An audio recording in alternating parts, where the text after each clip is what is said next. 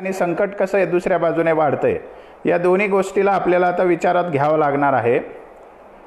9 तारखेला मराठा आरक्षणावरती स्टे आलेला आहे आणि 9 तारखेपासून आजपर्यंत सरकारी पातळीवर मराठा आरक्षणाचे लाभ चालू ठेवण्यासाठी अशी कोणतीही ठोस कार्यवाही झालेली नाही आहे। त्याच्या उलट आज ओबीसीच्या तथाकथित नेत्यांनी, जे स्वतःला भटके समजतात पण ते प्रस्थापित आहेत, अशा लोकांनी पुन्हा आज पत्रकार परिषद घेऊन एक अपशकुन करायचा प्रयत्न केलेला आहे। ओढून ताणून मराठा समाजाला कसं या सगळ्या त्रासामध्ये अजून चिडवता येईल असा ओबीसीतल्या तथाकथित काही ज्यांना काहीच कोणी भाव देत नाही अशा नेत्यांनी पुन्हा पुन्हा एक ओरड सुरू केलेली आहे आणि मराठा समाजाला डिवचण्याचा पुन्हा प्रयत्न केलेला आहे। तुम्हाला आठवत असेल, जेव्हा आपला 30 नोव्हेंबर 2018 रोजी मराठा आरक्षणाचा एसीबीसी कायदा झाला, त्याही दिवशी असंच या लोकांनी पत्रकार परिषद घेऊन यातलेच बरेच चेहरे त्याच्यातही होते असाच अपशकुन केला होता। आणि आजसुद्धा त्यांनी असं आज पत्रकार परिषद घेऊन पुन्हा सरकारवर असा दबाव आणला जेणेकरून मराठा समाजातून जी मागणी उठते आहे की आता मराठा समाजाचं आरक्षण चालू ठेवण्यासाठी एक अध्यादेश काढावा आणि असा काही मार्ग काढावा की जेणेकरून मराठा समाजाच्या आरक्षणामध्ये खंड पडणार नाही। ही गोष्ट मराठा समाजामधून मागणी केली जात असताना आज ओबीसीच्या नावाखाली, ते काही ओबीसी नाहीच आहेत कारण ते सगळे क्रिमी लेअरमधले लोक आहेत, काही भुजबळ ओबीसीमध्ये येऊ शकत नाही कारण त्यांची तर अनगिनत संपत्ती ईडीने जप्त केली ना अजूनही किती त्याचा काही हिशेब नाही, त्यांना ओबीसी म्हणत नाही कारण ओबीसीला क्रिमी लेअर लागू आहे। प्रकाश शेंडगे मंत्री राहिलेले, आमदार राहिलेले, ते ओबीसी असू शकत नाही कारण ते स्वतः क्रिमी लेअरमध्ये धनदांडगे आहेत। दुसरे ते आज दिसले नाही मला त्यांचे बरोबर, हरिभाऊ राठोड, ते खासदार राहिलेले आहेत, ते आता आमदारही आहेत, ते स्वतःला भटके समजून घेतात, म्हणजे भटके या शब्दाला त्यांनी केव्हाच काळिमा फासलेला आहे। असे जे तथाकथित ओबीसी ओबीसी ओबीसी म्हणून जे भांडण लावण्याचा प्रयत्न करणारे काही लोक आहेत महाराष्ट्रामध्ये, याला समाजद्रोह किंवा त्याला अँटी सोशल एलिमेंट्स म्हणतो। की अशा लोकांना ओबीसी म्हणून घ्यायचा अधिकार दिला कोणी? गावकुसातला जो समाज आहे, जो 25 वर्षापासून या लोकांच्या खोटारड्या प्रचारामुळे त्याला आरक्षणापासून वंचित ठेवण्यात आलेला आहे, असा हा मराठा समाज, गावकुसातला समाज, त्याच्या हातातून बेकायदेशीर घटना पायदळी तोडून जे राजकीय आरक्षण बळकावलं ते चालूच आहे। त्याच्याबद्दल मराठा समाजाला काही दुःख नाही किंवा त्यांनी कधी त्याच्याबद्दल काही रोष व्यक्त केलेला नाही आहे। पण जे नोकऱ्यासाठी आरक्षण मिळतंय तर त्याच्यामध्ये त्यांना ओबीसी म्हणू नका, अरे ओबीसी म्हणू नका सांगणारे हु आर यू, तुम्ही कोण आहात? तुम्ही स्वतः ओबीसी नाही आहात ना बाबांनो। Prakash Shendge, you are not OBC, तुम्ही धनदांडगे आहात, तुम्ही मंत्री राहिलेले आहात, तुम्ही आमदार राहिलेले आहात, तुम्ही कसे क्रिमी लेअरच्या खाली येऊ शकता? 8 लाखाच्या आत उत्पन्न आहे का तुमचं? कोण ओबीसी? हरिभाऊ राठोड खासदार राहिलेले आहेत, आमदार आहेत आता सध्या, ते काय 8 लाखाच्या आत उत्पन्नावाल्या गटात येतात का? कोण यांच्यापैकी कोण ओबीसी? ओबीसी असण्यासाठी नॉन क्रिमी लेअर असावा लागतो। नुसत्या एखाद्या जातीत जन्माला म्हणून त्याची वाईट अवस्था आहे असं म्हणता येणार नाही। ओबीसीला तो नियम महाराष्ट्रात लागू नये। त्यामुळे बाबांनो, तुम्ही ओबीसी नाही आहात, ओबीसीच्या नावाखाली हा तमाशा थांबवा। मराठा समाजाला काय मिळायचं काय नाही मिळायचं ते मराठा समाज बघेल ना। तुम्ही जर मराठा समाजाच्या नादी लागले तर तुम्ही जे करू नाही इच्छित तेच होऊन जाईल। आणि म्हणून मी आज खास तातडीने निरोप दिला आणि आपण एक फेसबुक लाईव्ह करावं असा विचार केला। त्याचं कारण आज हे ओबीसीच्या नावाखाली काही तथाकथित ओबीसीच्या माणसांनी मराठा समाजाला डिवचण्याचा पुन्हा एकदा प्रयत्न केलेला आहे। बांधवांनो, मी तुम्हाला पुन्हा एका गोष्टीचं स्मरण देऊ इच्छितो की आपल्या मराठा समाजाच्या आरक्षणाच्या बाजूने जे 5-7 वकील आहेत त्याची फीस बहुतांश सरकार देते। एक रफिक दादाची फीस समजा ती सुद्धा आपल्याला सरकारकडे आग्रह चाललाय की ती पण तुम्हीच द्या, आणि बहुतांश वकिलांची फीस सरकार देत असूनही आपलं सरकारशी भांडण चाललंय की ही फीस कशी लवकर दिली जावी, कारण अडचणी असतात फीस देण्यामध्ये। कारण एका त्या मोठ्या वकिलाची एका हिअरिंगची किमान 10 लाख रुपये फीस असते। मग आता आपल्या विरोधातल्या ज्या व्यक्तिगत याचिका आहेत, जे शुक्लाची असेल किंवा जयश्री पाटील मॅडमची असेल किंवा आणखी धोपडेचे असेल किंवा आणखी कोणी जैन आहे, या ज्या व्यक्तिगत याचिका आहेत त्यांना काय इतके कोटीच्या कोटी फीस देता येते का? या लोकांची फीस कोण देतो याचा शोध तुम्ही घ्या, याचा अंदाज तुम्ही बांधा. मग तुमच्या लक्षात येईल की आपलं आरक्षण गेल्या म्हणजे हे स्टे आल्यामुळे, स्थगिती आल्यामुळे कोण कोण लोक सुखी झालेले आहेत, कोण कोण लोक खुश झाले आहेत, कोण कोण आसुरी आनंद घेत आहेत. त्यातले हे शेंडगे आहेत, एक त्यातले हरिभाऊ राठोड भुजबळ त्यातले आहेत. मला असा दाट डाऊट आहे नव्हे, मी तर किती वेळेस याच्यावर आक्षेप घेतलेला आहे की या विरोधकांना वकील लावून देण्यासाठी पैसा पुरवणारे भुजबळ, प्रकाश अण्णा शेंडगे, हरिभाऊ राठोड आणि तत्सम कॅटेगरीतले जे धनदांडगे लोक आहेत, ओबीसीच्या नावावर पूर्ण चरतात आणि नेतेगिरी करतात, या लोकांनीच त्यांना पैसे पुरवलेले असेल. आणि ज्या लोकांनी महाराष्ट्रामध्ये गेल्या वर्षभर इलेक्शनच्या आधी सेव्ह नेशन सेव्ह मेरिटची एक चळवळ चालवली, त्यालाच तिकडे यूथ फॉर इक्वॅलिटी म्हणतात दिल्लीमध्ये, महाराष्ट्रामध्ये ती सेव्ह नेशन सेव्ह मेरिटच्या नावाने चालवली. पण इलेक्शनचा रिझल्ट आल्यानंतर लोकसत्तामध्ये एक बातमी आली होती की सेव्ह नेशन सेव्ह मेरिटची जी टूम होती, ही जी मुवमेंट होती, ही RSSने चालवली होती. मग तुम्ही कल्पना करा की मराठा आरक्षण विरोधकांचे जे वकील आहेत, ज्यांना लाखो करोडो रुपये फीस दिली जाते, ही फीस देतो कोण? तर ही फीस हे धनदांडगे ओबीसीच्या नावावरती आपलं तुंबड्या भरून घेणारे काही नेते आहेत ठराविक. हे नेते संभ्रम निर्माण करतात, दिशाभूल करतात भटक्या गरीब लोकांची, आणि आम्ही ओबीसी आहोत म्हणून लोकांना खोटं खोटं सांगत राहतात.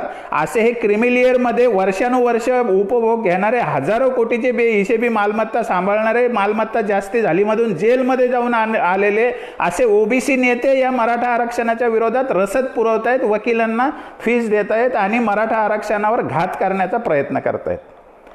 हे आपण बांधवांना समजून घ्या. काय म्हटलं आज शेंडगेंनी? शेंडगे असे नक्रासूर ढाळत होते की आम्हाला सहानुभूती आहे. अरे तुम्हाला सहानुभूती असू शकत नाही, कारण आरक्षणाचा कायदा झाला त्याच दिवशी तुम्ही आम्हाला अपशकून केला पत्रकार परिषद घेऊन. त्याच दिवशी त्या मीटिंगमधून त्यांना पंकजाताई मुंडे निघून गेल्या होत्या की SCBC म्हणू नका मराठ्यांना म्हणून. हे काय आम्ही विसरलेलं नाही बाबांनो. त्यामुळे आपण सगळ्यांनी हा धोका समजून घेतला पाहिजे. प्रकाश शेंडगेंनी आज जी मागणी पुढे केलेली आहे ती मागणी काय ते समजून घ्या. त्यांनी असं म्हटलेलं आहे की मराठा समाजाला EWS मध्ये घाला, त्यांना ओबीसी ठेवूच नका. आणि हा आपल्यासाठी एक धोका निर्माण होतो आहे. याच्यासाठीच मला असं म्हणायचं की या लोकांनी विरोधकांना, वकिलांना पैसे दिले, फीस दिली आणि आपल्या आरक्षणावर घात केलेला आहे. मग याच्या मागे सेव्ह नेशन सेव्ह मेरिटच्या बाप असलेले RSS वाले लोक असू शकतात, कदाचित BJP वाले फडणवीस आणि तत्सम कोणी चंद्रकांत पाटलासारखे कोणी असू शकतात, ज्यांचा इंटरेस्ट आहे मराठा आरक्षणाला स्थगिती देऊन या सरकारच्या विरोधात काड्या करण्याचा, ज्यांचा इंटरेस्ट आहे मराठ्यांना जे मिळालेलं आरक्षण आहे ते रद्द करून EWS मध्ये घालण्याचा. असे हे ओबीसीच्या नावाखाली चरणारे धनदांडगे होऊन बसलेले काही ओबीसीचे प्रकाश अण्णा शेंडगे, भुजबळ साहेब असतील किंवा अन्य हरिभाऊ राठोड असतील, असे नेते असू शकतात. हे कोणीही असू शकतात ज्यांनी आपल्या आरक्षणावरती गदा आणलेली आहे. त्यामुळे आपल्याला या लोकांच्या भूमिकेकडे बारकाईने बघावं लागते. आपल्याला हे विसरून चालत नाही की प्रकाश अण्णा शेंडगे काय बोललेले आहेत. आपल्याला हे विसरून चालत नाही की विरोधी वकिलांची फीस कोण पे करत असेल. आपल्याला हे विसरून चालत नाही की आता नेमके भुजबळ काय करत असतील आपल्या आरक्षणाची केस चालू असताना. आपल्याला हे लक्षातच ठेवावं लागतं की हे काहीतरी करतायत, आणि ते करतायत म्हणून तर मग इथे जो आपले जे अधिवक्ता आहेत, महाधिवक्ता, त्यांना कदाचित तुम्ही असं वागा म्हणून काही सांगितलेलं असू शकतं, काही लालूचही दिलेली असू शकते. म्हणजे ही सगळी लॉबी जी आहे, ज्याला सेव्ह नेशनच्या नावाखाली काम करणारी ब्राह्मण लॉबी असेल, ओबीसीच्या नावाखाली काम करणारी धनदांडग्या लोकांची, ओबीसीच्या नावाखाली कुरण चरणाऱ्या लोकांची एक भुजबळ, शेंडगे, हरिभाऊ राठोड अशा लोकांची लॉबी असेल, किंवा या सरकारला अडचणीत आणण्यासाठी मराठा आरक्षणासाठी आम्हीच करू शकतो, हे सरकार काही करत नाही हे दाखवण्यासाठी काम करणारी फडणवीस साहेबांची किंवा चंद्रकांतदादा पाटलांची खेळी असू शकते. कदाचित तेही रसद पुरत असू शकतात, काही असो, पण हे सगळे फॅक्टर जे आहेत हे सगळे फॅक्टर कदाचित थोडे थोडे, कदाचित मोठं कॉन्ट्रीब्युशन देऊन, कदाचित काही थोड्या प्रमाणात कोणी देत असेल, जास्ती प्रमाणात कोणी कॉन्ट्रीब्यूट देत असेल, कोणी नैतिक समर्थन करत असेल, पण या सगळ्यांनी मिळून आपल्या विरोधात एक लॉबी उघडलेली आहे आणि त्याच्यातून कोणी भाजपचे वरिष्ठ नेते सुटलेले नाहीत, हे ओबीसीच्या नावाखाली काम करणारे धनदांडगे नेते सुटलेले नाहीत आणि save nation save merit, youth for इक्वालिटीच्या नावाखाली गावकुसातल्या मराठा समाजाला कायम मातीत घालणारे ब्राह्मण लोक पण याच्यातून सुटलेले नाही. हे सगळे एका दिशेने काम करत आहेत. म्हणून आपल्याला आपली बुद्धी जास्ती शाबत ठेवावी लागणार आहे आणि आपल्याला जास्ती संघर्ष करावा लागणार आहे आपलं आरक्षण चालू ठेवण्यासाठी. ही बाब आपण समजून घ्या. काय प्रकाश अण्णा शेंडगे म्हणले की EWS मध्ये घाला मराठ्यांना, त्याच्या की आम्ही आधीच म्हणत होतो मराठ्यांना ओबीसीचा दर्जा देऊ नका. म्हणजे ओबीसीचा दर्जा दिला हे यांना कायम खटकत होतं, म्हणून हायकोर्टातही याच लोकांनी रसद पुरवली. नाही तर काय सदावर्ते साहेब काय एवढे काय गौतम बुद्धाचे खरंच अनुयायी आहेत का ते? त्यांनी काय स्वतः काय फुकट केस लढतायत का ते? त्यांनाही कोणीतरी फीस देत असणारच ना. त्यामुळे ते काही स्वखर्चाने दिल्लीला जाणार नाही, ते काही स्वखर्चाने करत नसणार ना, त्यांना कोणीतरी फीस देतच असणार ना. तर हे सगळे लोक जे आहेत हे सगळे लोक मराठा आरक्षणाचा फायदे घालवायला बसलेले आहेत. आणि प्रकाश अण्णा शेंडगेने जे वाक्य वापरलं की यांना EWS मध्ये घाला म्हणजे सगळे प्रश्न सुटतील, असं जे त्यांनी म्हटलेलं आहे ते प्रकाश अण्णा शेंडगेने तत्सम जे ओबीसीच्या नावाखाली आपली लिडरशिप करू इच्छितात असे धनदांडगे जे ओबीसी नसलेले नॉन ओबीसी नेते आहेत ते सगळे आपल्या विरोधात हे काम करत आहेत. कारण मराठा जर स्टेबल झाला, मराठा जर ओबीसीच्या कॅटेगरीत राहिला तर त्यांना माहिती आहे त्यांचं दुकान बंद होणार आहे, म्हणून त्यांना ती भीती आहे. तर EWS मध्ये घालण्याचे काय परिणाम आहेत काय नाही ते आपण लक्षात घेतलं पाहिजे. बांधवांनो, हे टेकन फॉर ग्रँटेड आहे की आत्ता ज्या EWS मध्ये जाती आहेत महाराष्ट्रामध्ये आणि इवन केंद्रामध्ये, त्या आत्ता इथून पुढे जेव्हा आपण त्याच्या विरोधात उभं राहू, काही 1-2 महिने लागतील, ते आरक्षण टिकण्यासारखं नाही आहे. घटनादुरुस्ती करून आरक्षण दिलं, बरोबर आहे, घटनादुरुस्ती टिकेल का? कदाचित टिकेल आणि माझं म्हणणं आहे ते टिकेल सुद्धा. पण घटनादुरुस्ती टिकली म्हणजे आज जे आरक्षण आहे ते चालू राहील असं नाही. मग आपल्या घटनेमध्ये तर 15/4 आणि 16/4 आधीपासूनच आहे, मग मराठ्यांना का मिळत नाही ते? त्याचं कारण आपल्याला जी पात्रता निर्माण करावी लागली, आपल्याला जी प्रक्रिया निर्माण करावी लागली, आयोगाच्या मांडवाखालून यावं लागलं, आपल्याला सगळा कायदा करावा लागला, आपल्याला कोर्टाच्या पायरीवरून चालत यावं लागलं. ही सगळी प्रक्रिया त्यांना पण करावीच लागणार. ज्या जाती आत्ता घातलेल्या आहेत त्या मागासलेल्या नाही आहेत, कारण त्यांच्या मागासलेपणाचा पुरावा कोणी सिद्ध केला. 15 आणि 16 मध्ये आरक्षण द्यायचं असेल तर त्यांना आयोगाकडे जाऊन अहवाल घ्यावाच लागतो, कोणी कितीही बाता मारू द्या, कोणी कितीही चाटळ बोलू द्या. त्यामुळे त्या EWSचं आत्ताचं आरक्षण ज्या जातींना मिळालं त्यांनी असं समजू नये की त्यांचं परमनंट आरक्षण आहे. तरतूद परमनंट राहू शकते, घटनादुरुस्ती परमनंट राहू शकते, पण ज्या लोकांना ते आरक्षण मिळालं त्यांना, जसं आता मुस्लिम समाजाला आरक्षणात घातलंय ते राहणार, कारण त्यांच्या मागे सच्चर समितीचा अहवाल आहे, त्यांच्या मागे रंगनाथ मिश्रा आयोगाचा अहवाल आहे. मुस्लिम समाजाचा बॅकवर्डनेस ऑलरेडी सिद्ध झालेला आहे, त्यांचं आरक्षण राहील, ते राहू शकतात EWS मध्ये. पण ज्या आता बाकीचे लोक आहेत केंद्रात आणि राज्यात, त्याच्याबद्दल कोणी सांगू शकत नाही की ते उद्या आरक्षणात राहतील का, आणि माझं खात्री आहे की ते राहणार. त्यामुळे EWS मध्ये हे मराठा समाजाने नक्की विचार केला पाहिजे. पण मी पर्याय विचारतो की बाबांनो, आपल्याला EWS मध्ये जायचं का आपल्याला OBC मध्ये जायचं?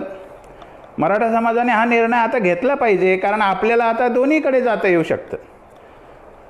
तर मराठा समाजासमोर मी प्रश्न उपस्थित करतोय की बाबांनो, आपल्याला EWS मध्ये जायचं का OBC मध्ये जायचं? कारण EWSची तरतूदही आता चालू राहणार आहे, OBCची तरतूदही चालू आहे 15/4 आणि 16/4ची. आपण ठरवा आता आपल्याला EWS फायद्याचं राहील का OBC आरक्षण फायद्याचं राहील. तर कोणी पण म्हणेल की आपल्याला OBC आरक्षण फायद्याचं राहील, मग आपण OBC आरक्षणात जायचा प्रयत्न करू ना. जर जायचंच असेल तर कशाला आपण EWS मध्ये जायचं? ते 10%च फक्त आरक्षण आहे.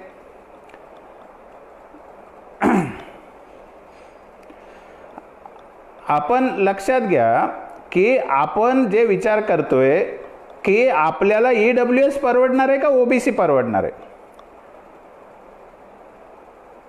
लक्षात घ्या तुम्ही, ही सीधी उंगली काही तेडी उंगली नाही आहे. आपला क्लेम आहे, आपण EWS मध्ये जाऊ शकतो किंवा ओबीसीत पण जाऊ शकतो, कारण आपण आता पात्र ठरलेलो आहोत.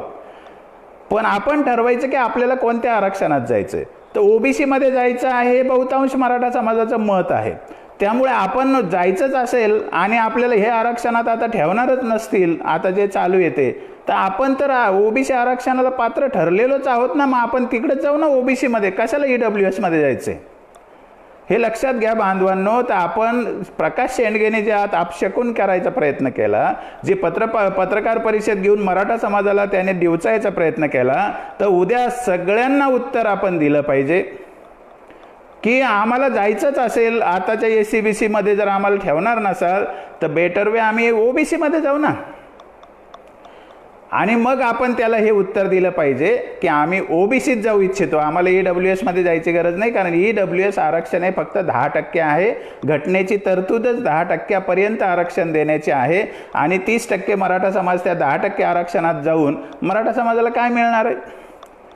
OBC मध्ये गेलं तर आपल्याला जे OBCतल्या जाती त्या म्हणजे मागासलेल्या नसतील, ज्या बिनकामाच्या मागासलेपणाच्या तपासणी न करता आलेले लोक आहेत ते बाहेर जातील ना कायद्याने, त्याची कशाला आपण खंत बाळगायची.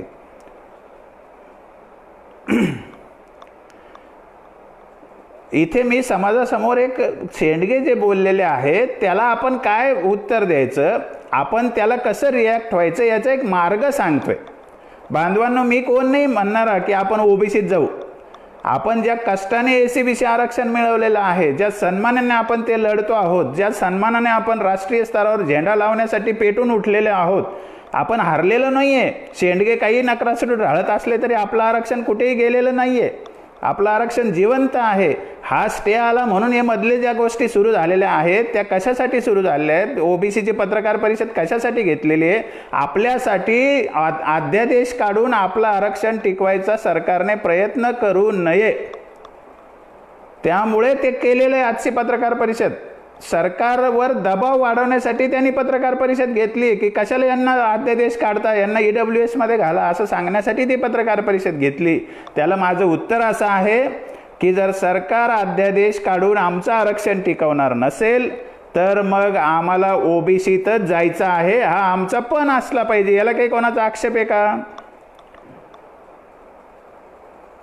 नाही ना. म्हणजे आपण OBCत जाण्याचा मार्ग घेऊ शकतो ना, जर सरकार अध्यादेश काढणार नसेल तर. मग आपलं असं म्हणणं आहे की आता सरकारसमोर आपण 2 पर्याय देऊया की तुम्हाला अध्यादेश काढून मराठा समाजाचं SCBC आरक्षण चालू ठेवायचं का मराठा समाजाला OBCत घालायचं. हे 2च पर्याय आहे, सरकारने यातलं एक निवडायचं आहे.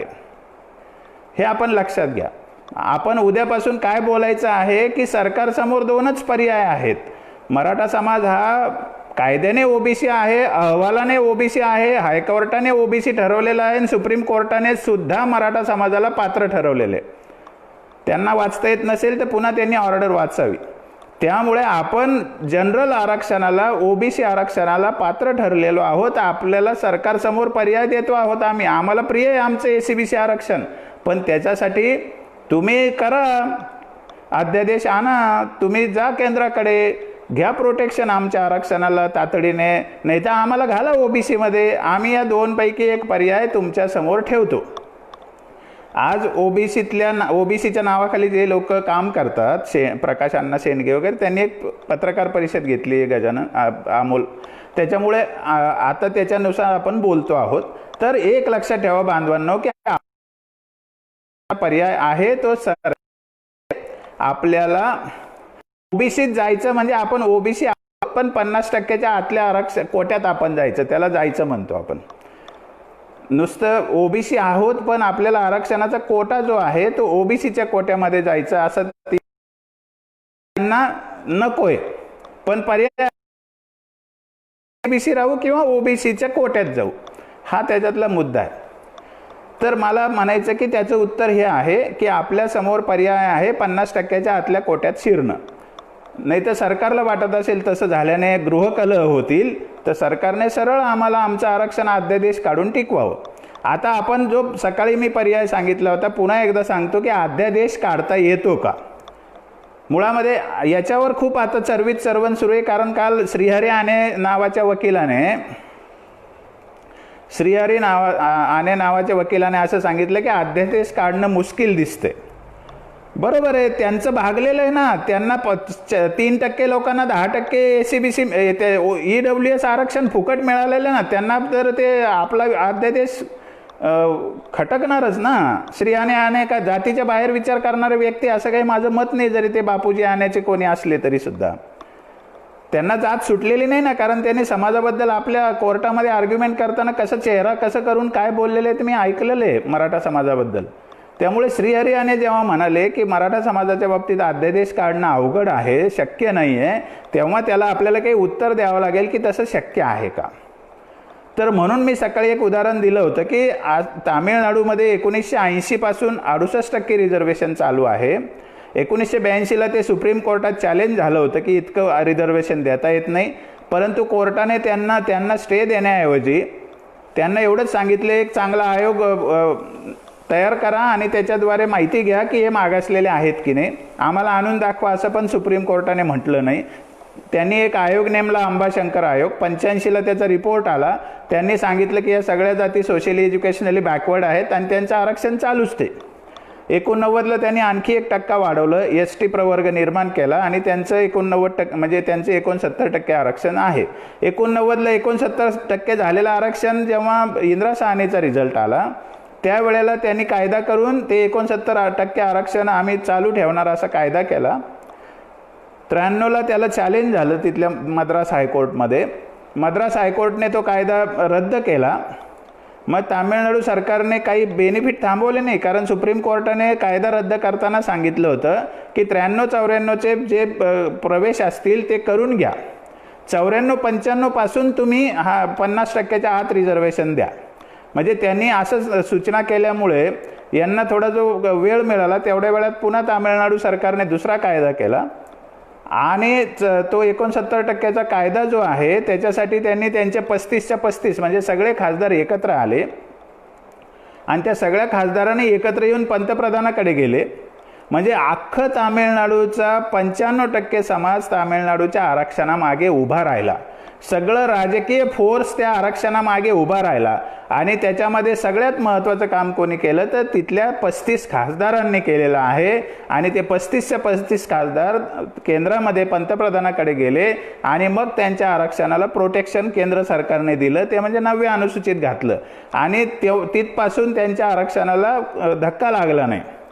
पण नंतर 9वी अनुसूचीसुद्धा फार महत्त्वाची नाही असं 2007ला निकाल आला. मग त्याच्यात कोर्टाने सांगितलं की तुम्ही पुन्हा एकदा अहवाल घ्या, हे मागासलेले आहेत की नाही. म्हणजे स्टे नाही, त्यांचं आरक्षण रद्द करण्याचा विषयच नाही, फक्त अहवाल घ्या आणि मागासलेले ठरवा, असंच कोर्टाने त्यांना 3दा सांगितलं आहे आतापर्यंत. 82ला सांगितलं, 2007ला सांगितलं आणि आता म्हणजे आता नंतर जे सुरू आहे त्याच्यामध्ये पण तसंच आहे की 3 वेळेला त्यांचा 94ला सुद्धा तसंच सांगितलं. म्हणजे त्यांच्यासाठी असं आहे की त्यांना स्टे नाही, त्यांचं आरक्षण थांबलं नाही आणि पेंडिंग आहे. आजही त्यांची केस कोर्टासमोर आहे, घटनापीठासमोर आहे, पण स्टे न देता चालू आहे त्यांचं आरक्षण. म्हणजे काय आहे की आपण तामिळनाडूच्या धर्तीवर आपल्या सरकारने वागावं ही मागणी करण्यात गैर काही नाही, कारण आपलं आरक्षण आता पुढे गेलेलं आहे आणि 50%च्या वरचं आरक्षण भारतात देता येत नाही. आता ही अंधश्रद्धा आहे, कारण आता असं राहिलंच नाही, कारण ऑलरेडी 50%च्या वर सगळ्या राज्यामध्ये आता आरक्षण दिलं. भले ते EWS नावाने देऊ द्या, पण 15 खाली 16 खाली दिलं म्हणजे ते आरक्षणच असतं. ते वेगळं आरक्षण करण्याची बाबासाहेब आंबेडकरांनी कधी कल्पना केलेली नाही आहे. तर हा विषय लक्षात घ्या की तामिळनाडूने जी ताकद दाखवली ती काय ताकद दाखवली, तर सगळं राजकीय एका दिशेला काम केलं त्यांनी. मग तामिळनाडूच्या लोकांनी जर राजकीय दृष्ट्या सगळ्या खासदार एकत्र आले तर आपले 48 खासदार एकत्र येऊ शकत नाही का? येतील ना. एकदा पक्षांनी भूमिका घेतली आणि घेतली आपल्याकडे गेल्या 2018च्या 30 नोव्हेंबरला की सगळ्यांनी एकमुखाने मराठा आरक्षणाला पारित केलं. तर सगळ्या पक्षांनी जर भूमिका घेतली तर सगळे खासदार एकत्र येऊन पंतप्रधानाकडे जाऊ शकतात ना. तर आजच माननीय संभाजीराजे छत्रपतींनी म्हटलंय की सगळे खासदार एकत्र आले पाहिजे, पण हा दुसरा टप्पा आहे. पहिला टप्पा काय आहे की महाराष्ट्र सरकारने एक विशेष संयुक्त अधिवेशन बोलवलं पाहिजे, म्हणजे दोन्ही सभागृहाचं एकत्र आणि सगळ्या पक्षाचं म्हणजे सगळ्या सभासदांनी एकत्र करून एक ठराव केला पाहिजे की आता कोविडच्या पार्श्वभूमीवरती, कोरोनाच्या पार्श्वभूमीवरती आणि आता खूपच प्रवेश पुढे गेले, 3-4 महिने टर्म म्हणजे सुरू होऊन पुढे गेलेलं आहे. शैक्षणिक वर्ष जून जुलैमध्ये सुरू होतं आहे. आता ही प्रक्रिया रिव्हर्ट करणं शक्य नाही. अनेक ठिकाणच्या नियुक्त्या फक्त बाकी आहेत, सगळे प्रोसेस झालेले आहे, काहींच्या परीक्षा झालेल्या आहेत, काहींच्या याद्या लागायच्या आहेत, असे रिक्रुटमेंटचे विषय आहेत. यांना रिव्हर्ट कसं करणार? त्यामुळे या विषम परिस्थितीमध्ये आम्ही काही कोणतंही मागं नेणार नाही आणि आम्ही हे आहे तसं चालू ठेवू असा ठराव जर संयुक्तपणे दोन्ही सभागृहाने केला आणि सर्व संमतीने केला आणि मग सगळे खासदार जर पंतप्रधानाकडे गेले किंवा राष्ट्रपतीकडे गेले तर आपल्या आरक्षणाला बळकटी येईल आणि मग ते काही सुप्रीम कोर्टाला रद्द करण्याचा किंवा त्याला स्टे देण्याचा इतका प्रश्न सोपा राहणार नाही. त्यामध्ये मग समजा तसं होणार असेल तर केंद्र सरकार त्याला घटनात्मक दृष्ट्या आणखी काही म्हणू शकतं, जसं 15(6) आणि 16(6) मध्ये त्याने दुरुस्ती तशी एक 15(4) मध्ये पण करू शकतात की हे आरक्षण विपरीत परिस्थितीमध्ये राज्य सरकारच्या निर्णयाप्रमाणे वाढविता येईल, अशी एक छोटी दुरुस्ती पण सरकार करू शकतं.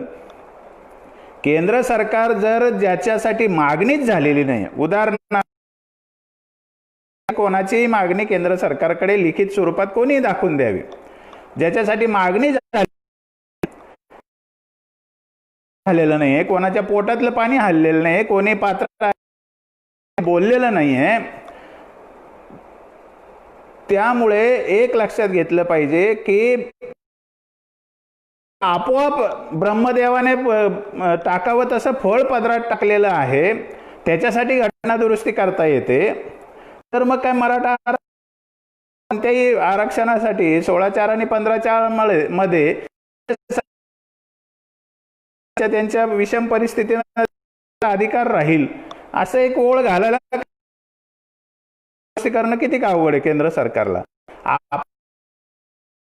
सगळे महाराष्ट्रातले पक्ष, माननीय उपमुख्यमंत्री, माननीय विरोधी पक्ष नेते हे सगळे जर गेले संसदेमध्ये पंतप्रधान महोदयाकडे तर काय आपल्यासाठी काय 16(4) आणि 15(4) मध्ये एक शब्द घालण्यात फार अवघड आहे का? घटना दुरुस्ती करणं काय अवघड नाहीये. ती घटना दुरुस्ती सगळ्या भारतातल्या लोकांना लागू राहील तर त्यात नुकसान काय आहे? कारण त्या त्या राज्यातले सरकार निर्णय घेणार आहेत ना, त्याचा निर्णय तर काही महाराष्ट्रावर होणार नाहीये परिणाम त्याचा. त्यामुळे हे घटना दुरुस्ती 15(4) आणि 16(4) मध्ये सुद्धा करता येऊ शकते जर कोणाला वाटत असेल 90 अनुसूचित घाल. पण ते काय असेल ते केंद्र सरकारकडे गेल्यावर ते कायदे तज्ज्ञांचा सल्ला घेतील ना, हे आरक्षण चालू ठेवण्यासाठी काय काय मार्ग आहेत म्हणून. सगळाच विचार आपण करायचा तर मग त्यांनी काय कामं करायची. त्यामुळे आपण एक लक्षात घेऊया की महाराष्ट्र सरकारला आता एक ठाम सरकार, हे जोडतोडीचं नसून एकजोड सरकार आहे असं सिद्ध करण्याची एक ऐतिहासिक संधी आता या काड्याकरू लोकांनी उपलब्ध करून दिलेली आहे. ज्या लोकांना वाटत होतं महाराष्ट्रात गृहयुद्ध व्हावं, महाराष्ट्रात मराठा पेटून उठून रस्त्यावर यावं, हे सरकार जावं असं ज्यांची इच्छा आहे, ज्यांना वाटत होतं की मराठा समाजाचा ओबीसी दर्जा जावा आणि त्यांना EWS मध्ये घालावं, असे कोणी नतद्रष्ट लोक असतील, यांना सगळ्यांना एका दमात धडा शिकवण्याचा आता या सरकारला खरं एक मोठी संधी आहे. त्यांनी बोलवावं संयुक्त अधिवेशन, त्यांनी द्यावं प्रोटेक्शन आत्ता या सगळ्या परिस्थिती आरक्षणाला आणि केंद्र सरकारकडे जाऊन त्या घटना दुरुस्तीचा आग्रह करावा किंवा 90 अनुसूचित घालण्याचा आग्रह करावा. तत्सम काहीतरी त्यांनी तिथे जाऊन करून घ्यावं. त्यासाठी सगळेचे सगळे 48 खासदार, राज्यसभेचे काही खासदार, पक्षांचे प्रमुख नेते, माननीय मुख्यमंत्री, माननीय उपमुख्यमंत्री जर गेले, आणि का जाऊ नये त्यांनी, 4 कोटी नागरिकांचा प्रश्न आहे. कारण कोणताही जेव्हा राज्यातला प्रश्न उभा राहतो तर लोकक्षोभ लक्षात घेतला जातो, जनमताची भावना लक्षात घेतली जाते आणि मग काय इतक्या लोकांना भावना नाही आहे, यांच्यामध्ये काही क्षोभ होऊ शकत नाही. महाराष्ट्रामध्ये बघायचं काम राज्य सरकारचे, राज्य सरकार जितक्या जोरात पटवून देईल की आमच्याकडे विषम परिस्थिती आहे, लोकक्षोभ होऊ शकतो आमच्याकडे, त्यामुळे आम्हाला हे द्यावं लागेल, तर त्याच्यात राज्य सरकारला तसं म्हणण्यात कोणतं पाप आहे त्यांचं. आणि माझं म्हणणं आहे समजा हे करता करता त्यांच्यावर काही बालंट आलं आणि निवडून द्यायला मराठा समाज सबळ आहे, पण त्यांनी चांगलं करायचा प्रयत्न तर करावा. त्यांनी हिंमत ठेवून अधिवेशन तर बोलवावं, त्यांनी हिंमत ठेवून ठराव तर पारित करावा की आम्ही हे थांबवणार नाही. तामिळनाडूचं सगळं रद्द करत असाल तर मग आम्ही विचार करू, कोर्टाचा निर्णय चांगला असतो म्हणून. तामिळनाडू राज्याने कधी क्षणाच्या बाबतीत आणि सुप्रीम कोर्टालाच उलटी भीती, dare to stop their reservation, जे त्यांना काहीच म्हणू शकत नाही सुप्रीम तामिळनाडूला स्टे देण्याच्या आरक्षणाला.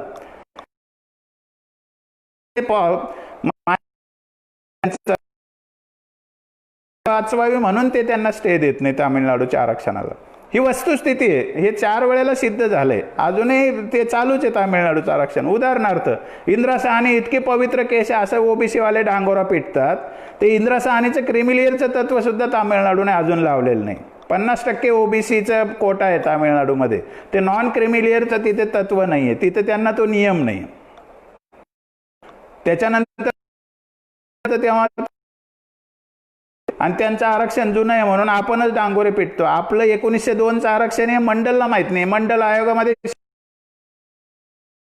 इतकी मंडलची अक्कल आहे. म्हणजे सुरुवात भारतामध्ये अधिकृत आरक्षणाची केली शाहू महाराजांनी 1902 मध्ये. तामिळनाडूचं आरक्षण नंतर सुरू झालं 1918-1920 नंतर. आणि आपलं आरक्षणाचा पायाभरणी महाराष्ट्रात झालेली. आणि असं असताना शाहू महाराजांचं मंडलमध्ये नाव सुद्धा नाही, महात्मा फुलेंची त्यांनी नोंद पण घेतलेली नाही. असा मंडल अभ्यासू कार्यकर्ता होता. म्हणजे लक्षात घ्या तुम्ही की महाराष्ट्रामध्ये जे शाहू महाराजांनी आरक्षण दिलं तेव्हापासून तर सगळ्या आरक्षणामध्ये मराठा समाज हे या केसमध्ये आत्ता श्रीराम पिंगळेंनी कोर्टाला लिखित स्वरूपात दाखवून दिलेलं आहे की आमच्या आरक्षणाला परंपरा आहे, जुनी परंपरा आहे, त्यात मराठा समाज आरक्षणामध्ये आहे, दाखवून दिलेलं आहे. पण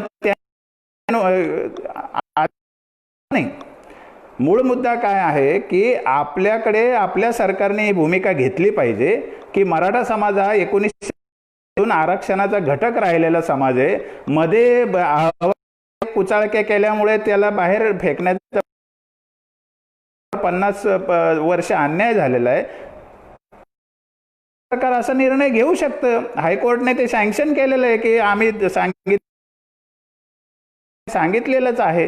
त्यामुळे सरकारने ही भूमिका घेतली पाहिजे की मराठा समाजाचं आरक्षण रद्द करण्यासारखं नाहीये, त्यांना आरक्षणाची गरज आहे, पार्ट आहे. अशी जर ठाम भूमिका घेतली आणि खासदार आणि मुख्यमंत्री आणि महाराष्ट्रातल्या पक्षाचे अध्यक्ष जर गेले संसदेकडे तर त्यांनी तसा प्रयत्न करावा, तशी पहेल करावी. महाराष्ट्रात ठराव घेणं तर काही अवघड नाही ना, एवढं तर करून दाखवा सरकारने. पण नुसतेच कोणीतरी वकिलाला बोलवलं याने काय फरक पडणार? जोपर्यंत ऍक्शन होत नाही तोपर्यंत मिळाला असं आपण चुकून समजू नका. समजा उदाहरणार्थ आज सातव यांनी काँग्रेसच्या वतीने भूमिका मांडली. काय, जेव्हा केस चालेल लार्जर बेंचकडे तेव्हा सरकारने पण वकील देऊन समर्थन करावं अशी भूमिका मांडली. त्याचा आज काही उपयोग आहे का? भूमिका मांडली ती बरोबर आहे की सगळ्या खासदारांनी एकाच ठिकाणी येऊन प्रोटेक्शन दिलं पाहिजे, पंतप्रधानाला भेटले पाहिजे, आमचा म्हटलं पाहिजे. ती भूमिका एकदम रास्त आहे. पण महाराष्ट्र तरी केलं पाहिजे ना. महाराष्ट्र सरकारने बोलवली 5 दिवसात, सरकारने म्हटलं हो बाबा संयुक्त अधिवेशन घेतो, मराठा आरक्षण चालू ठेवायचं कसं यासाठी, असं काही केली का पहेल? मग कसं पॉझिटिव्ह आहेत म्हणून उद्या लढायचं आहे, पण आत्ताचा बेतलेला आहे त्याला या सरकारने कृती करून अजून काहीच उत्तर दिलेलं नाही. म्हणजे ते चर्चा करत असतील, ते वकिलांना बोलत असतील, त्यांच्याकडे काही प्रपोजल आले असतील, पण कार्यवाही काय? आणि हे मंत्र्यांनी तर त्याचा आदेश येण्यापूर्वीच करून टाकली होती. त्यामुळे हा करायचा असेल तर राज्य सरकारने तातडीने कारवाई करावी, कार्यवाही करावी. आणि जर कोणाला वाटत असेल की आंदोलनात छुटफूट होतील, मग केसेस टाकून आपण मोकळं करू होणार नाही, कोरोना आता कायदा आहे, डिझास्टर मॅनेजमेंट ॲक्ट लागू आहे, मग आपण आंदोलनच होऊ देणार नाही, असं कोणाच्या मनामध्ये जर मनशा असेल तर तसं काही समजायचं कारण नाही आहे. मराठा समाज आंदोलन न करता नुसतं मनाने खंबीर झाला आणि आम्ही कोणत्याही इलेक्शनला बहिष्कार टाकू म्हटलं तरी यांची पळापळ होणार. म्हणून मी पहिल्याच दिवशी मुद्दा सांगितलेला आहे की आंदोलन करा, जे शक्य आहे ते आपण आपल्या समाजाच्या मुलांनी आंदोलन केले पाहिजे, पण केसेस होतील असे कायद्यात नाही अंगावर येतील अशा गोष्टी केल्याने आपल्या पोरांचं नुकसान होतं. म्हणजे आंदोलनामध्ये गुन्हे लागणार नाही अशा पद्धतीचे आंदोलनं केले पाहिजे. जास्ती संख्या एकत्र आणून दबाव कसा वाढेल हे बघितलं पाहिजे, थोड्या लोकांनी नुसते निदर्शनं करून बातमी छापून आणण्यापेक्षा. कारण सरकारला पद्धतीने आंदोलन दडपणं आत्ताच्या घडीला खूप सोपं आहे, कारण आता देशामध्ये या पेंडेमिक ॲक्ट लागू आहे, डिझास्टर मॅनेजमेंटचा ॲक्ट लागू आहे. ते आपल्याला कधी पण जमावबंदी आदेशात घालू शकतात, कधी पण ते कोणताही गुन्हा लावू शकतात. मग याच्यावर उपाय काय आहे तर आपण आणि या राजकीय लोकांना एकच भाषा समजते की आम्ही तुमच्या इलेक्शनमध्ये पार्टिसिपेट होणार नाही, आम्ही इलेक्शनवर बहिष्कार टाकू. ही भाषा जर केली आणि मेसेज तर सरकारला घाम फुटेल ना. मग त्याचा काय मार्ग आहे, आपल्या आपल्या भागातल्या जेडपी मेंबर, नगरसेवक, आमदार यांना जाऊन हस्ते निरोप द्या की मराठा समाज हा विचार गांभीर्याने करतोय की आपण या इलेक्शनला बहिष्कार टाकू. आणि हा बहिष्काराचा मार्ग मराठा समाजाने जरा जास्ती स्ट्रॉंग जर केला तर आपण ओबीसीत जायचं तर ओबीसीत पण जाऊ शकतो. पण आपण आता या आरक्षण एवढ्या कष्टाने इथपर्यंत आणलेलं आहे, आपल्याला एक थोडी फक्त मेन बेंचकडे हिअरिंग होण्याच्या दिवसापर्यंतची एक सवलत पाहिजे आहे. तोवर जर या सरकारने अध्यादेश काढून आणि एकत्र येऊन आपलं आरक्षण जर प्रोटेक्ट केलं तर आपल्याला त्याच्यातून पुढे लढायची अजून हिंमत येणार आहे. त्यामुळे एक गोष्ट लक्षात ठेवा बांधवांनो, कोणी काही म्हणू शकतं की आम्ही तर म्हणत होतो हे टिकणारच नाही, आम्ही तर म्हणत होतो हे तकलादूचं आरक्षण दिलं, आम्ही तर म्हणत होतो हे काही कामाचं आरक्षणच नाही, असं म्हणून पळून जाणं हा मार्ग नाही होऊ शकत. आपण अतिशय मोठी मजल मारलेली आहे. राणे समितीच्या अहवालानंतर जे आरक्षण मिळालं आणि स्टे आला तेव्हा एकमेव आपल्यावर आरोप होता की मराठा समाज सामाजिकदृष्ट्या मागासलेला नाही. आता हा आरोप राहिला आहे का? मराठा समाज मागासलेला नाही असा आरोप राहिला आहे का मराठा समाजावर? नाही राहिला, कारण आपण आता ती स्टेप पार केलेली आहे. आपल्यासाठी एक सुदृढ एकमताने पारित झालेला कायदा आहे. आपल्यासाठी मुंबई हायकोर्टने 487 पानाचं जजमेंट, एक सबळ जजमेंट देऊन पूर्ण आपल्याला प्रोटेक्शन दिलेलं आहे की या आरक्षणातले सगळ्या बाजू बरोबर आहेत.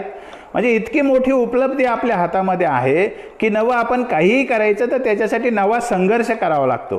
तो पुन्हा नवा संघर्ष पुन्हा हायकोर्टात जातो, पुन्हा तिथे लढून पुन्हा सुप्रीम कोर्टात लढणं आहेच आहे. कारण आपले विरोधक हे मजबूत आहेत. आपले विरोधक हे कोणीतरी आपल्याकडे टपूनच बसलेला आहे आपल्याला विरोध करायला. तुम्ही कोणत्याही प्रकारचा आरक्षणात गेलात तरी तुम्हाला विरोध होणारच. त्यामुळे आपल्याला हा तात्पुरता स्टे पुरतं सरकारने सहकार्य करावं. बाकी मेरिट तर आपल्या आरक्षणाचं आहेच. आपण लार्जर बेंच समोर चांगल्या पद्धतीने आपली केस मांडूच. त्याच्यासाठी अपयशी वगैरे तर कल्पना आपल्याला तर नाही आहे. लढणं हा आपला मुद्दा आहे आणि हे काही फायनली आपल्याला काही झटका बसलेला नाही आहे. हे हिअरिंगच न होऊ देता, न पुरावे बघता केलेला कार्यक्रम आहे. आम्हाला स्टे देता येतो म्हणून आम्ही देतो असं सांगून दिलेला स्टे आहे. आम्हाला अधिकार आहे म्हणून आम्ही स्टे देतो असं सांगून दिलेला स्टे आहे. त्यामुळे लगेच मराठा समाजाचे आरक्षण सगळं गेलं असं काही नाही आहे. फक्त आता त्याचे बेनिफिट जे यावर्षी थांबणार आहे त्याच्यासाठी सरकारने मदत करावी ही अपेक्षा आहे. आणि सरकारला मदत करायला लावण्याचा सगळ्यात सोपा मार्ग आहे त्यांना ही जाणीव करून देणं की या वेळेला आम्ही सगळ्या इलेक्शनमध्ये बाजूला राहू. अशी भीती मला सांगण्यात आली की मग ओबीसी निवडून येतील, मग हे निवडून येतील, ते निवडून येतील. मी म्हणतो जे निवडून येतील ते येतील. म्हणजे काय तर मराठा निवडून येणार नाही, पण जे निवडून येतात त्यांनी काय दिलं मराठा समाजाला? त्या लोकांनी जर ठाण मानून बसले असते मुख्यमंत्र्याकडे की आम्हाला हे आरक्षण चालू राहिलं पाहिजे, असं 150 आमदार मराठा समाजाचे जाऊन बसले असते मुख्यमंत्र्याकडे, तर आपलं झालं नसतं का जिकडे तिकडे व्यवस्थित? पण जे मराठा म्हणून निवडून गेले ते जर मराठा म्हणून तिथे काम करत नसतील तर आपण त्यांच्याबद्दल दुःख पाळायची काय गरज आहे? ते कोणत्याही पक्षाचे असू द्या ना. तर आधी जाणीव आपल्या लोकांना करून देणं आवश्यक आहे की तुम्हाला बाबांना आमच्या मताची गरज आहे की नाही. मग करून देऊ, त्यांनी एकदा दिलेलीच आहे, त्यांना पाडलेलंच आहे लोकांनी. तर त्यांना आपल्या मताची गरज आहे की नाही? आणि सगळ्यांना आपल्या मताची गरज लागते, वंचित आघाडीला सुद्धा लागते. त्यामुळे त्यांना हे समजतं की मतदानाला न आलं म्हणजे काय होतं. आणि आपण मतदानाला नाही आलो तरी सगळे महाराष्ट्राचे समीकरणं बिघडू शकतात. आणि आपण समीकरणं तर घरबसल्या बिघडवू शकतो, एवढी तर ताकद मराठा समाजाची आहे. त्यामुळे ते राजकीय लोकांना भाषा चांगली समजते. म्हणून आपण लक्षात घ्या की आपल्याला कोणताही गुन्हा न लागून घेता पण सविनय कायदेभंग म्हणजे हा कसा आहे की मतदानाचा अधिकार आहे, पण मतदान केलं नाही तर कोणी गुन्हा नाही ठरवू शकत, अशी आपल्याकडे तरतूद आहे अजून तरी. त्यामुळे आपण या मतदानाच्या अधिकाराचा उलटा पण वापर करू शकतो. आणि तो बहिष्काराचं जर तत्व आपण अवलंबलं तर मला असं वाटतं की कोणावरही केस होणार नाही, पण जास्तीत जास्त दबाव मोठा याच्यामुळे वाढू शकतो. बाकी जे मिटिंगा चालू आहे, दबाव वाढणं चालू आहे, निवेदनं देणं चालू आहे, निदर्शनं चालू आहे, ते सगळे करत राहिलं पाहिजे. पण हे मतदानावर बहिष्कार करण्याचा प्रचार हा जास्तीत जास्त जोरात झाला पाहिजे. कळू तर द्या एकदा नेमकी आपली किती शक्ती आहे महाराष्ट्रामध्ये पॉलिटिकली.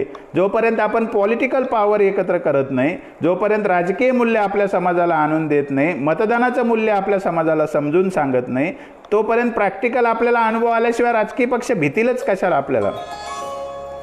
त्यामुळे राजकीय पक्षांना जर आपल्याला वठणीवर आणायचं असेल किंवा लोकप्रतिनिधींकडून आपल्याला काम करून घ्यायचं असेल तर आपल्याला राजकीय हत्यारं वापरावे लागतील. आणि राजकीय हत्यारं हे काय आहे तर मतदानावर आम्ही बहिष्कार टाकू, आम्ही येणार नाही तुम्हाला मतदान करायला, हे सांगणं फार महत्त्वाचं आहे.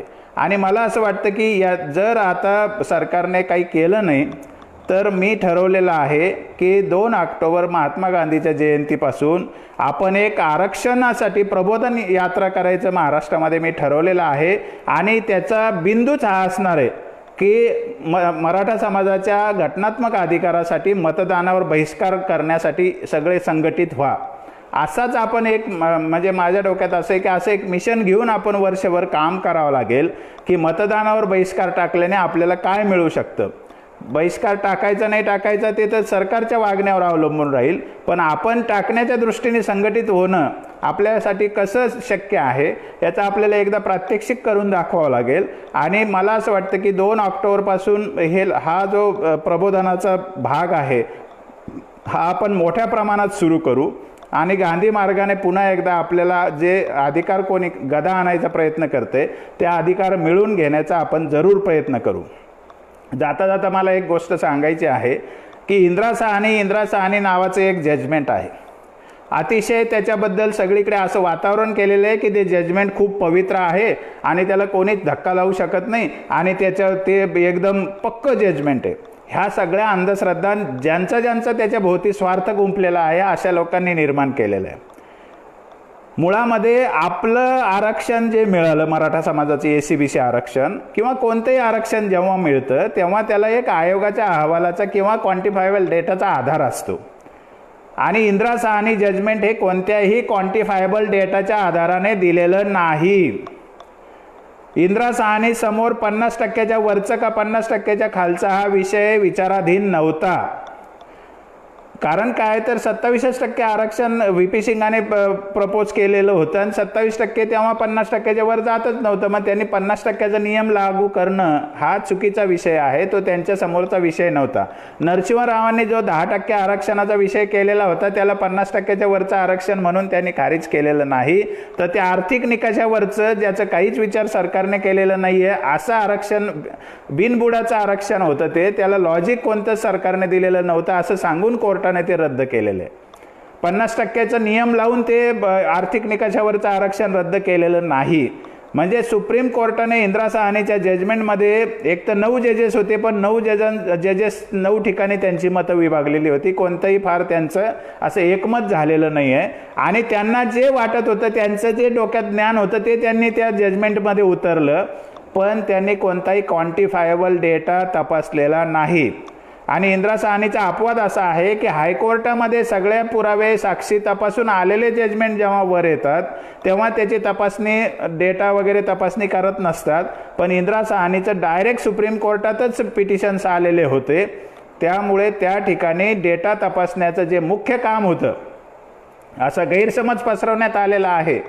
की मंडल आयोगाच्या आधाराने ते आरक्षण दिलेलं आहे. झूट. मंडल आयोगाच्या आधाराने इंदिरा साहनीचं आरक्षण दिलेलं नाही. कारण इंदिरा साहनीने हे स्पष्ट लिहिलेलं आहे की we cannot relate this case with Mandal commission report. It is erroneous to say that this case is about Mandal commission report. म्हणजे काय की या प्रकरणाचा संबंध मंडल आयोगाशी जोडू नका आणि या प्रकरणाचा संबंध मंडल आयोगाशी जोडणं हे सपशेल चुकीचं आहे असं इंदिरा साहनीच्या जजमेंटमध्ये लिहिलेलं आहे.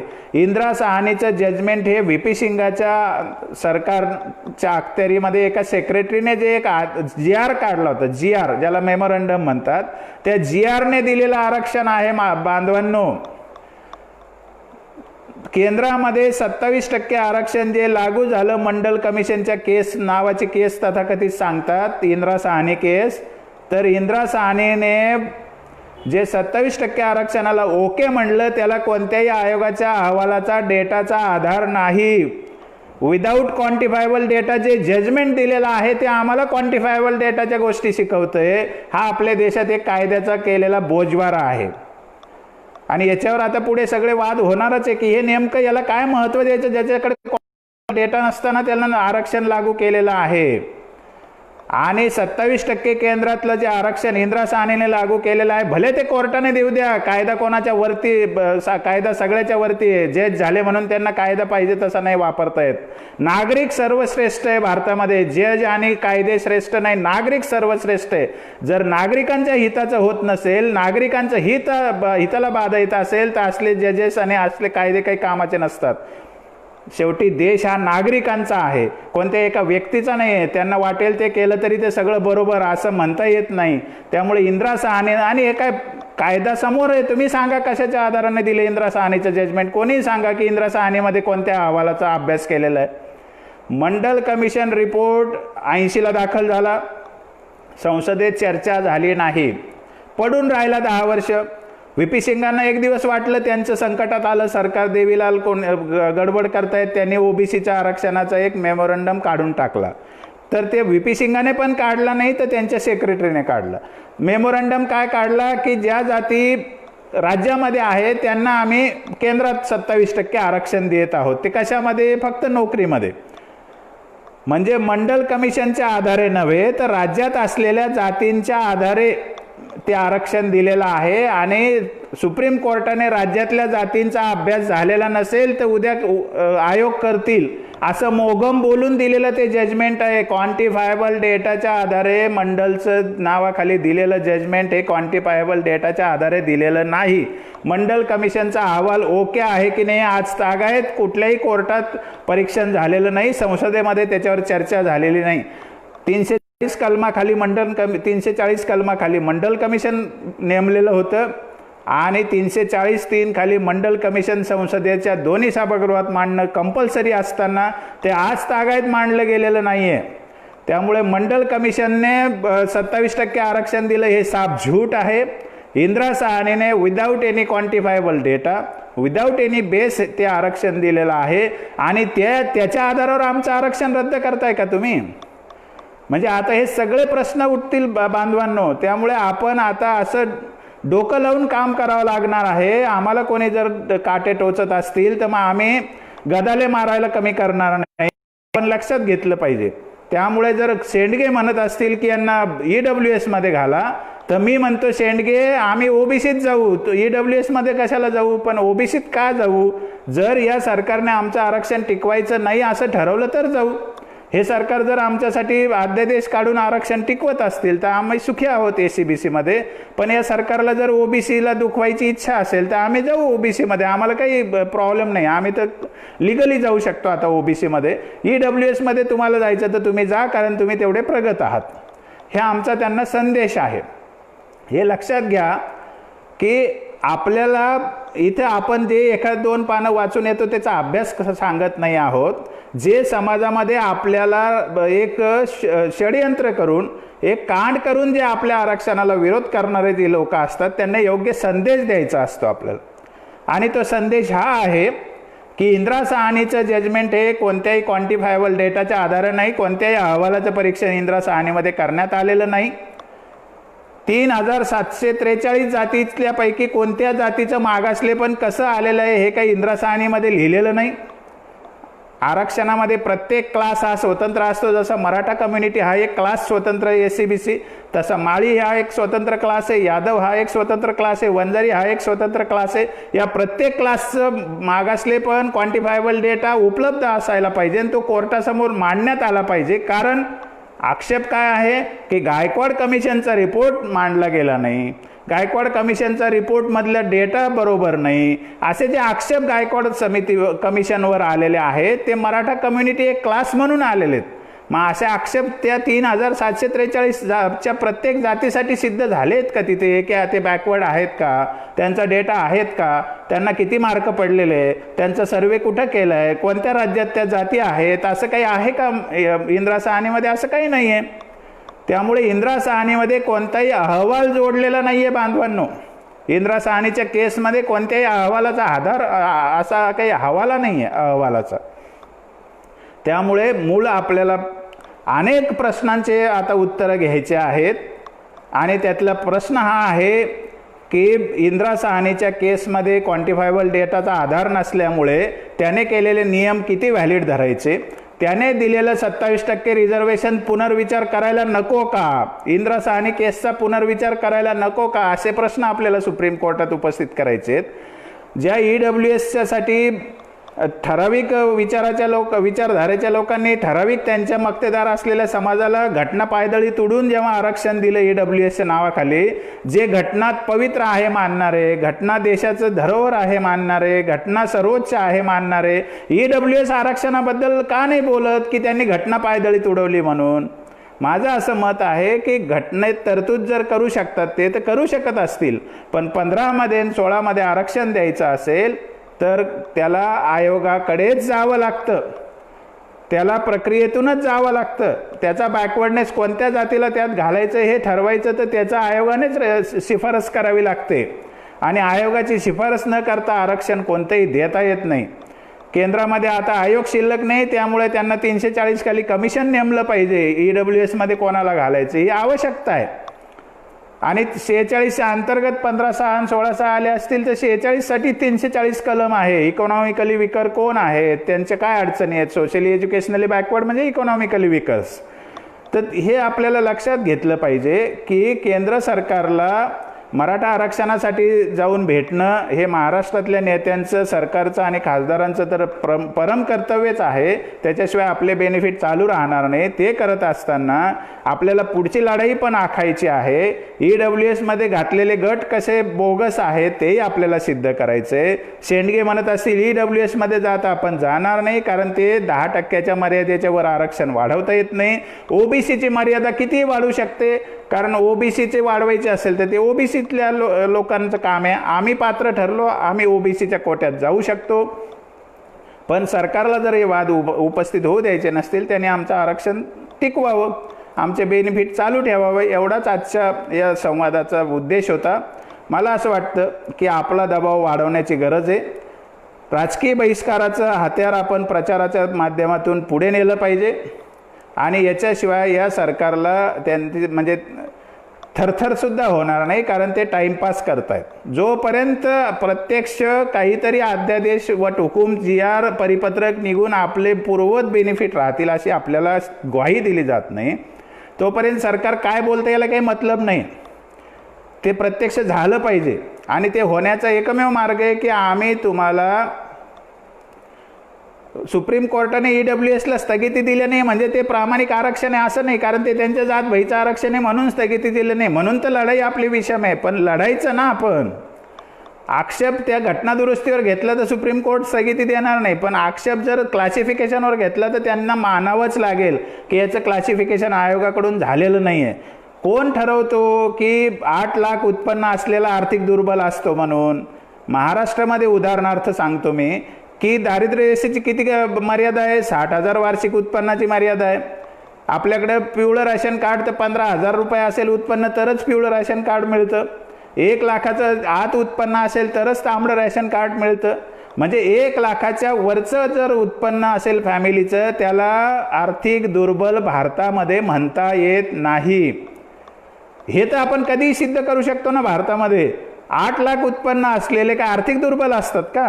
मग ओबीसीला तेच नियम 8 लाखाचे, एससीबीसीला तेच नियम 8 लाखाचे, मग त्यांना पण 8 लाखाचे, मग ते कसं काय आर्थिक दुर्बल आहे? आर्थिक दुर्बल होण्यासाठी आपल्याकडे जी आकडेवारी उपलब्ध आहे, ज्याला इकॉनॉमिस्ट मान्यता देतात, ज्याला कमिशन म्हणजे तेंडुलकर समिती असेल किंवा रंगराजन समिती असेल, पॉवर्टी लाईन ठरवणाऱ्या ज्या समित्या आहेत, किंवा रॅशन कार्ड देण्याचे लिमिट्स असतील, या सगळ्याचा एकंदरीत विचार केला तर 1 लाखाच्या वर फॅमिली इन्कम असेल तर त्याला आर्थिक दुर्बल भारतात म्हणता येत नाही. मग EWS ठरवायचं तर आर्थिक दुर्बलाचं लिमिटच 1 लाख असू शकतं जर ते खरंच गरीब असतील तर. पण त्या गटामध्ये गरीब लोक नाहीच आहेत ना, म्हणून तर त्यांना 8 लाख उत्पन्न पाहिजे. त्यामुळे ते रद्द करायचं असेल तर सुप्रीम कोर्टाला हे सांगावं लागेल, भारतामधल्या लोकांना हे सांगावं लागेल की आर्थिक दुर्बलाची लिमिट ही 1 लाखावर आणा. 46 कलमाखाली जे संरक्षण दिलेलं आहे आर्थिक दुर्बल लोकांना, ते आजच्या आकडेवारीनुसार 1 लाखाच्या आतल्या लोकांना दिलेलं आहे. ते काय 8 लाखावाल्या उत्पन्नाला दिलेलं आहे का ते संरक्षण? हे साधं सेन्स आहे, हा साधं लॉजिक आहे, आणि ते आपल्याला प्रकटपणे सगळ्यांना सांगावं लागेल. त्यामुळे आपण आपली स्ट्रॅटेजी काय, आपण कसं जायचं आहे, तर शेंडगे किंवा हे तत्सम ओबीसीच्या नावाखाली जे नेतेगिरी करणारे लोक आहेत त्यांच्या ट्रॅपमध्ये आपण अडकायची गरज नाही. आपण सरकारकडे आग्रह धरूया, संयुक्त अधिवेशन बोलवा, ठराव करा, सगळेजण आरक्षणाला प्रोटेक्शन द्या. ते तुम्हाला देणं शक्य नसेल, 8 दिवसात जर तुम्ही काही करणार नसेल तर मग आम्ही जरूर आणि जरूर ओबीसीत जाण्यासाठी आमचे कायदेशीर मार्ग अवलंबू. मग घ्या तुम्हाला ओबीसी किती कडेवर घ्यायचे ते, हाही मार्ग आपल्याजवळ आहे. पण आपण महाराष्ट्रात काय सामाजिक भांडण लावायला जन्मलेलो नाही आहोत, आपण सहकार्याच्या भूमिकेत आहोत. पण जरी आपण ओबीसीत गेलो तरी जो धडा द्यायचा आहे राजकारण्यांना तो आपल्याला द्यावाच लागेल. त्याच्यासाठी आपल्याला मतदानावर बहिष्काराचा जो नारा आहे तो थंड करून चालणार नाही. ज्यांना वाटतं की त्याने काय होणार, ते राजकारणी लोक आहेत, त्यांच्या फार याच्यात जाऊ नका. आपण आपली संघटना समाजाची उभी करायची असेल, नॉन पॉलिटिकल मुवमेंट उभी करायची असेल तर राजकीय दृष्ट्या आम्ही इलेक्शनवर बहिष्कार टाकू, मतदानाला जाणार नाही, हा नारा सतत देत राहा. गांधी जयंतीपासून आपण याच्या प्रबोधन यात्रेला, संघर्ष यात्रेला आरक्षण प्रबोधन यात्रा म्हणू किंवा आरक्षण संघर्ष यात्रा म्हणू, पण त्याच्यासाठी आपण जरूर व्यापक स्तरावर प्रबोधन करूया. आणि मराठा थिंकर्स असं आपण त्याच्यासाठी एक व्यासपीठ तयार केलेलं आहे. या मराठा थिंकर्सच्या माध्यमातून आपण नॅशनल स्तरापर्यंत आता हे प्रबोधन करायचं ठरवलेलं आहे.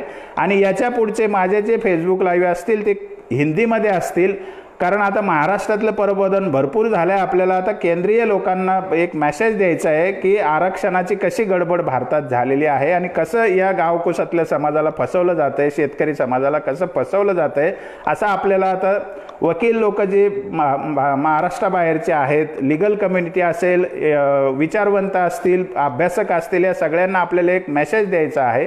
त्यामुळे इथून पुढचे माझे जे आरक्षणाबद्दलचे जे फेसबुक लाईव्ह असतील ते हिंदीमध्ये असतील किमान, म्हणजे ते आपल्याला पलीकडे मेसेज द्यायला सोपं जाईल. आणि पुढची लढाई पण आपल्याला अजून लढायची असल्यामुळे आपल्याला त्याचा सराव पण होईल. सगळ्यांना सहभागी झाल्याबद्दल पुन्हा एकदा धन्यवाद. सगळ्यांना जय जिजाऊ, जय शिवराय, जय महाराष्ट्र, जय भारत. धन्यवाद.